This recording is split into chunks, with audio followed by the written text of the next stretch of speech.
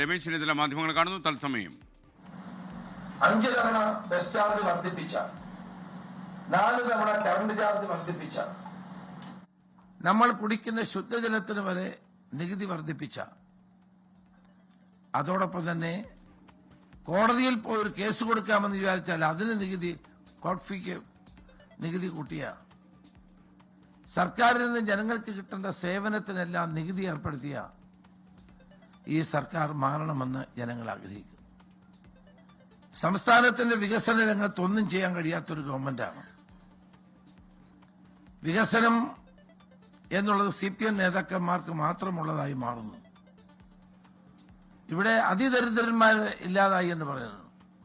Marxist നേതാക്കന്മാരുടെ ദാരിദ്ര്യം മാറി എന്നുള്ളതല്ലാതെ സാധാരണ ദാരിദ്ര്യം അനുഭവിക്കുന്നവരുടെ ഒരു ദാരിദ്ര്യവും മാറിയിട്ടില്ല. ശബരിമല അടക്കമുള്ള പ്രശ്നങ്ങളിൽ ഗവൺമെന്റ് കള്ളക്കളി കളിക്കുകയാണ്. ശബരിമലയിൽ സ്വർണം അടിച്ചു മാറ്റിയ CPM നേതാക്കന്മാരെ ഇപ്പോഴും ഇവർ സംരക്ഷിക്കുകയാണ്. പാർട്ടിയിൽ നിന്ന് ഒരാളെ പോലും പുറത്താക്കാൻ തയ്യാറായില്ല. രക്തസാക്ഷി ഫണ്ട് അടിച്ചു മാറ്റിയ സംഭവം പുറത്തു കൊണ്ടുവന്ന മാർക്സിസ്റ്റ് നേതാവ് കുഞ്ഞികൃഷ്ണനെ പുറത്താക്കി. ശബരിമല അയ്യപ്പന്റെ സ്വർണം അടിച്ചു മാറ്റിയ പത്മകുമാർ അടക്കമുള്ള ഒരാളിനെയും പേരിൽ നടപടിയില്ല. ഇതാണ് ഇവരുടെ ഇരട്ടത്താപ്പ് നയം.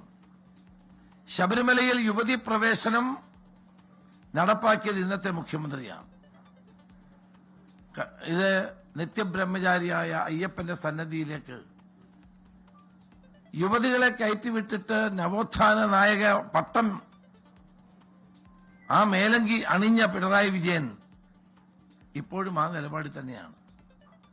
ദേവസ്വം ബോർഡിന് ചുമതല വഹിക്കുന്ന മന്ത്രി പറയുന്നു ഞങ്ങൾ വിശ്വാസികളോടൊപ്പമാണ്. പക്ഷെ മുഖ്യമന്ത്രി ഇപ്പോഴും പഴയ നിലപാട് തുടരുകയാണ്. കാപട്യം നിറഞ്ഞ നിലപാടാണ് ഗവൺമെന്റിന്റേത്. യുവതി പ്രവേശന കാര്യത്തിൽ റിട്ടൺ സ്റ്റേറ്റ്മെന്റ് ഹൈക്കോടതിയിൽ, സുപ്രീം കോടതിയിൽ കൊടുത്തപ്പോഴും നിലപാട് മാറ്റിയിട്ടില്ല. അപ്പൊ ഭക്തജനങ്ങളുടെ വികാരത്തെ വ്രണപ്പെടുത്തിയ അതേ നിലപാടിൽ മുഖ്യമന്ത്രി നിൽക്കുന്നു. മാത്രമല്ല ആഗോള അയ്യപ്പ സംഗമം നടത്തി 7 കോടി രൂപയോളം അടിച്ചു മാറ്റി ഹൈക്കോടതിയിൽ ഇതുവരെ കണക്ക് കൊടുത്തിട്ടില്ല. സ്വർണം മോഷ്ടിച്ച ആളുകളെ സംരക്ഷിക്കുക മാത്രമല്ല ആ കേസിൽ ഇടപെടലുകൾ നടത്തി കേസ് തേച്ചു മായ്ച്ചു കളയാൻ ഇപ്പോൾ ശ്രമിക്കുകയാണ്. മോഷണം പോയ സ്വർണം എവിടെ? അതിന് ഇതുവരെ മറുപടി പറയുന്നില്ല. അപ്പൊ ശബരിമലയിൽ വരുന്ന ലക്ഷക്കണക്കിന് ഭക്തജനങ്ങളുടെ കബളിപ്പിച്ചുകൊണ്ടാണ് ഈ സർക്കാർ മുന്നോട്ട് പോയിക്കൊണ്ടിരിക്കുന്നത്. മാത്രമല്ല വ്യാവസായിക രംഗത്തും കാർഷിക മേഖലയിലും കേരളത്തിന്റെ തകർച്ച ചെറുതല്ല. വൻ തകർച്ചയാണ് ഇവിടെ ഉണ്ടായിക്കൊണ്ടിരിക്കുന്നത്. കേരളത്തിന്റെ FDI, ഫോറിൻ ഡയറക്ട് ഇൻവെസ്റ്റ്മെന്റ് എന്ന് പറഞ്ഞാൽ 300 കോടിയാണ്. കർണാടകത്തിലും ആന്ധ്രയിലും തമിഴ്നാട്ടിലും മഹാരാഷ്ട്രയിലുമൊക്കെ ബില്യൺസ് ആണ് ഇൻവെസ്റ്റ്മെന്റായി വന്നുകൊണ്ടിരിക്കുന്നത്. ഫോറിൻ ഡയറക്ട് ഇൻവെസ്റ്റ്മെന്റും പ്രൈവറ്റ് ഇൻവെസ്റ്റ്മെന്റും 10 വർഷത്തിനിടയിൽ ഒരു വൻകിട വികസന പദ്ധതി പോലും കൊണ്ടുവരാൻ ഇവർ കഴിഞ്ഞില്ല. ചുരുക്കത്തിൽ കേരളത്തിന്റെ ഇരുണ്ട കാലഘട്ടമാണ് ഈ 10 വർഷം. തകർന്ന ഒരു കേരളത്തെയാണ് ഈ 10 വർഷത്തിലൂടെ കാണാൻ കഴിയുന്നത്.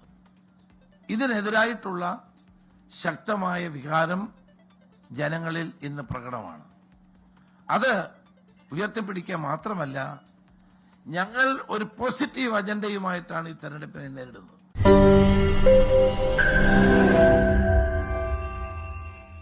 ലോകത്തെവിടെയായാലും ഏത് സമയത്തും 24 വാർത്തകളും ഓഗ്മെന്റഡ് റിയാലിറ്റി പാക്കേജുകളും എക്സ്പ്ലെയിനറുകളും വിശദമായി കാണാൻ ഞങ്ങളുടെ YouTube ചാനൽ നിങ്ങൾക്ക് സബ്സ്ക്രൈബ് ചെയ്യാം.